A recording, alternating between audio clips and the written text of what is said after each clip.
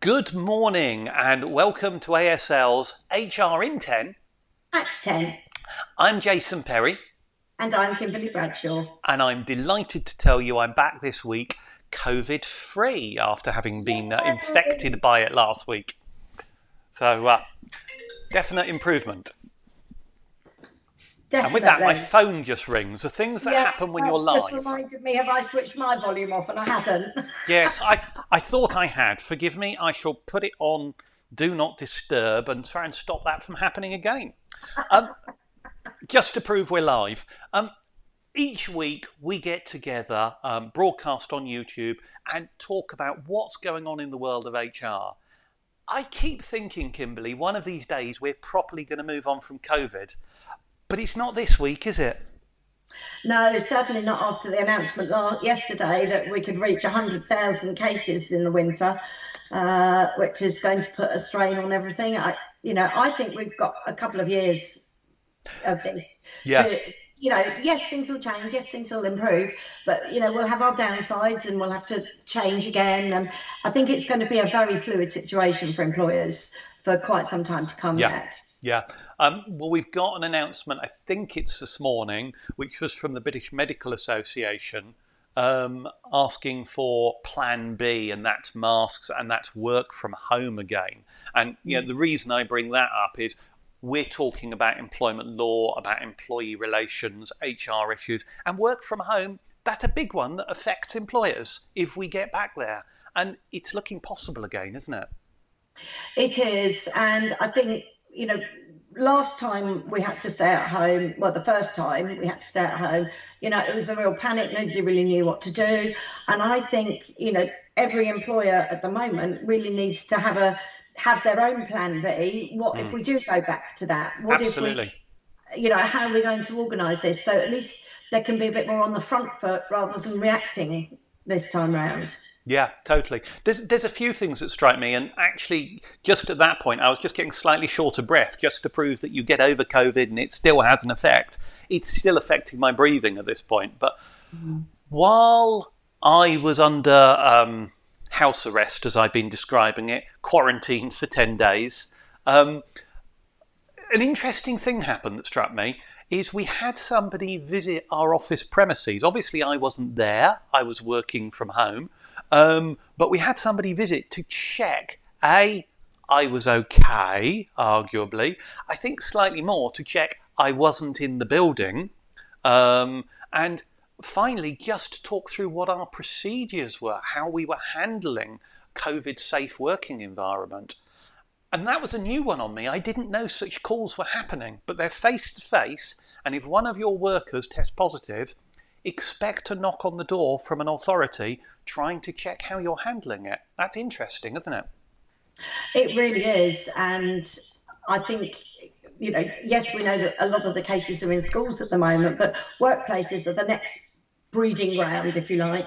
And as we've talked about a number of times, Jason, I really don't think that employers are quite getting it right, particularly the smaller ones who don't have an in-house HR person and that kind of thing. Because you've had some very interesting things come away. Well, that was actually very clear, because what happened when the inspector came in, one of our people dealt with him in our COVID-safe way of come in, gel your hands, sit on that sofa over there, and we'll stand the other side of the room and talk to you. But what he then did, he said, look, why don't I get Jason to phone you and you can talk to him about it, given I'm the one that's fronting most of our action on it. And it was a fascinating discussion, because he was telling me all sorts of failures that he'd found, and that sometimes they're closing firms down when they go out and find that they are not COVID safe. And simple risk assessments and looking at what your exposure is and finding a safe way of handling it really, really is important. But he was telling me quite often they find people are at work when they shouldn't be, and said, but it's okay, he's in an office on his own. He's got to walk through, he's going to be breathing. But it was interesting to see this was going on, and he was saying it was often the smaller employers, and there clearly are issues there. And Just anecdotally, I've picked up on a couple of stories, and two that amuse me were talking to somebody who told me that their employer had closed the staff kitchen so that people didn't go and make tea and coffee and therefore spread the virus on the cups.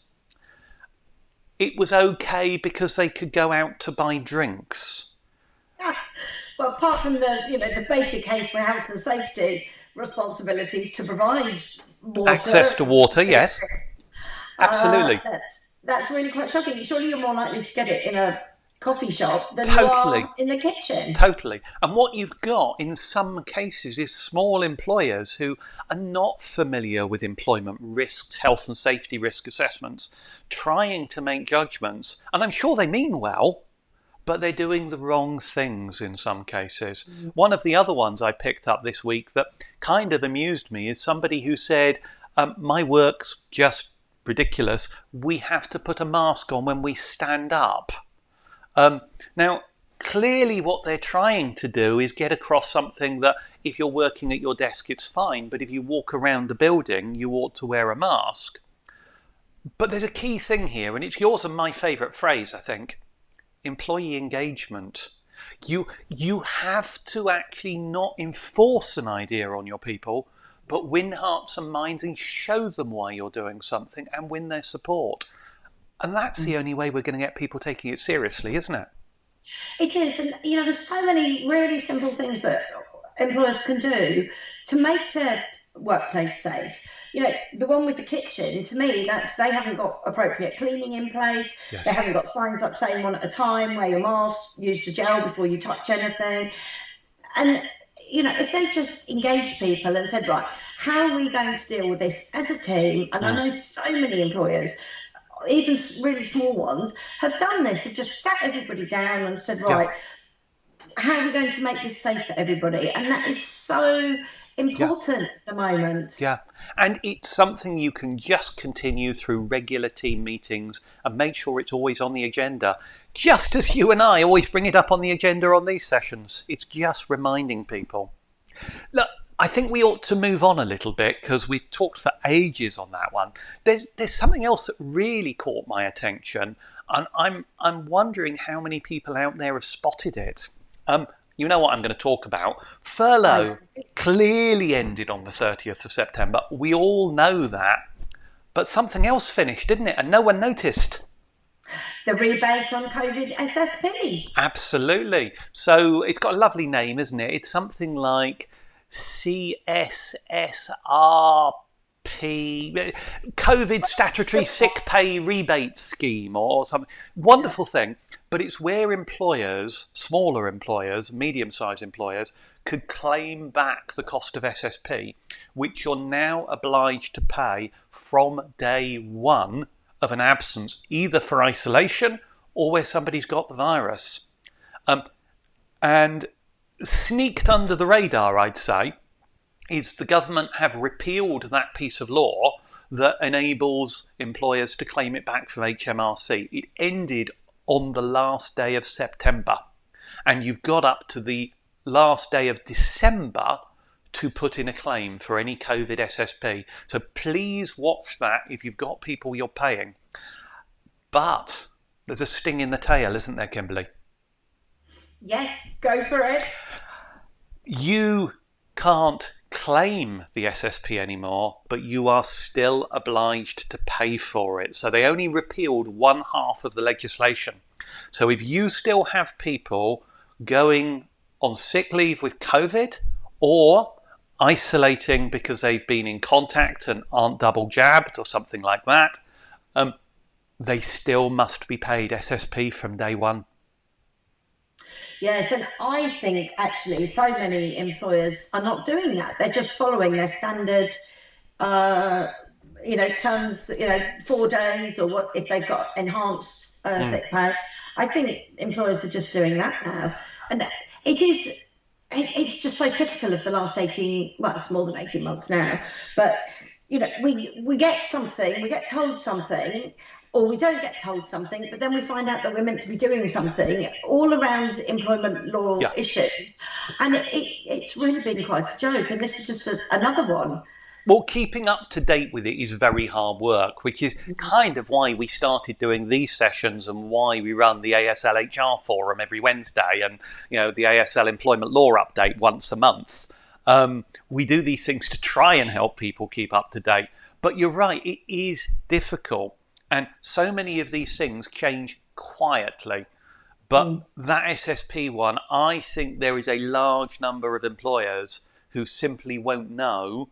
And there's not a lot they can do about it, but being aware and planning for it, you must still pay that SSP, but you can't claim it back. Yeah.